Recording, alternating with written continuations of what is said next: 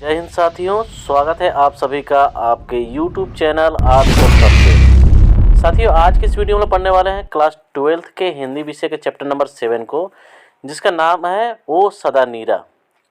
इस चैप्टर से संबंधित जितने भी ऑब्जेक्टिव क्वेश्चन जो एग्जाम में पूछे जा सकते हैं, आज हम लोग उस पर बात करने वाले हैं।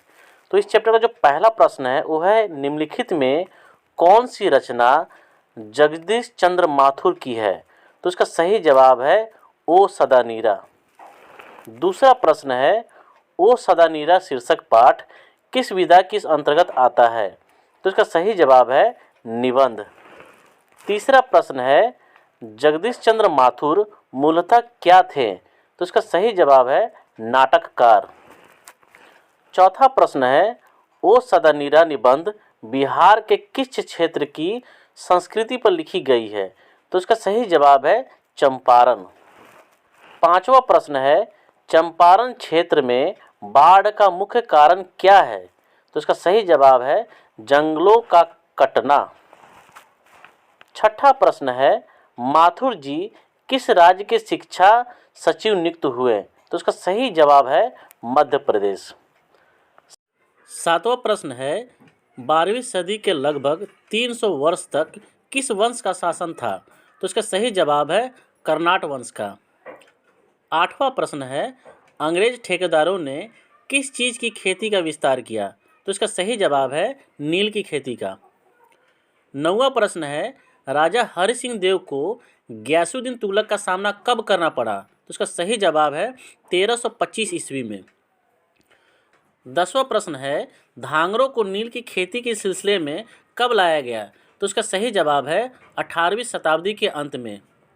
11वां प्रश्न है, पुंडलिकू जी कौन थे? तो इसका सही जवाब है शिक्षक।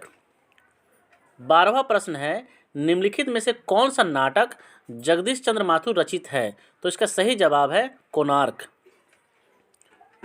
13वां प्रश्न है, निम्नलिखित में से कौन सी उपाधि माथुर जी को मिली? तो इसका सही जवाब है विद्यावारिधि। 14वां प्रश्न है, माथुर भीरवा पहुंचने पर कौन मिले? तो इसका सही जवाब है पुंडलिक जी। 15वां प्रश्न है, पुंडलिक जी ने निर्भीकता किससे सीखी? तो इसका सही जवाब है गांधी जी से। 16वां प्रश्न है, कर्नाट वंश के राजा हरि सिंह को किसका मुकाबला करना पड़ा? तो इसका सही जवाब है गयासुद्दीन तुगलक। 17वां प्रश्न है, चंपारणु धांगर कहाँ से आए? तो इसका सही जवाब है छोटा नागपुर से।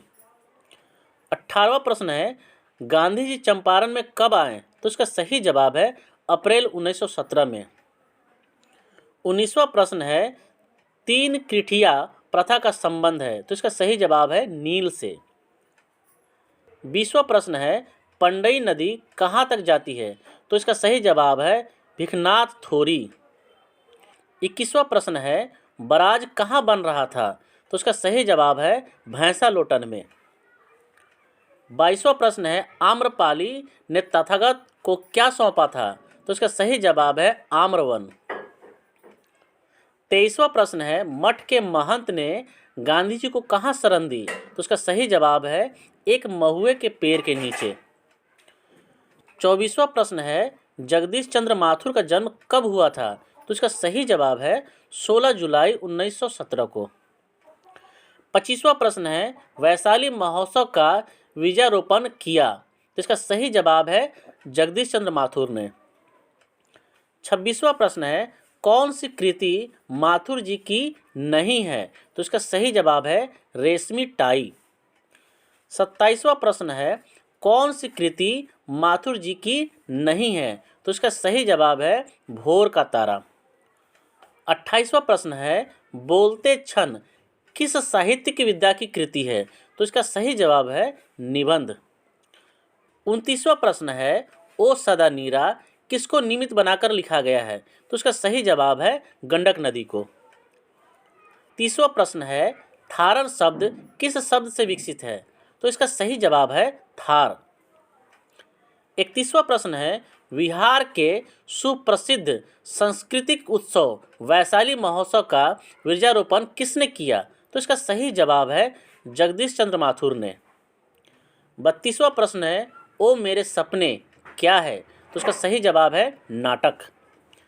33वां प्रश्न है गौतम बुद्ध का आविर्भाव कब हुआ था? तो उसका सही जवाब है 2500 वर्ष पहले। 34वां प्रश्न है राजा हरि सिंह देव को किसका मुकाबला करना पड़ा था? तो उसका सही जवाब है गयासुद्दीन तुगलक का। 35वां प्रश्न है ओ सदानीरा के लेखक कौन है? तो इसका सही जवाब है जगदीश चंद्र माथुर। 36वां प्रश्न है कोणार्क के नाटककार कौन है? तो इसका सही जवाब है जगदीश चंद्र माथुर। 37वां और अंतिम प्रश्न है 10 तस्वीरें के रचनाकार कौन है? तो इसका सही जवाब है जगदीश चंद्र माथुर। उम्मीद करता हूँ कि इस वीडियो से आपको कुछ सीखने को मिला होगा। यदि इस वीडियो से आपको कुछ भी सीखने को मिला है तो इस वीडियो को लाइक कीजिए, अपने दोस्तों में शेयर कीजिए और यदि आप इसी तरह की वीडियो देखना चाहते हैं तो इस चैनल को सब्सक्राइब करके बेल आइकन को दबा दीजिए ताकि जब भी मैं कोई वीडियो अपलोड करूँ तो उसकी नोटिफिकेशन आप तक पहुँच जाए। तो फिर मिलते हैं अगले वीडियो में, तब तक के लिए अपना और अपनों का बहुत ख्याल रखिएगा। Good bye.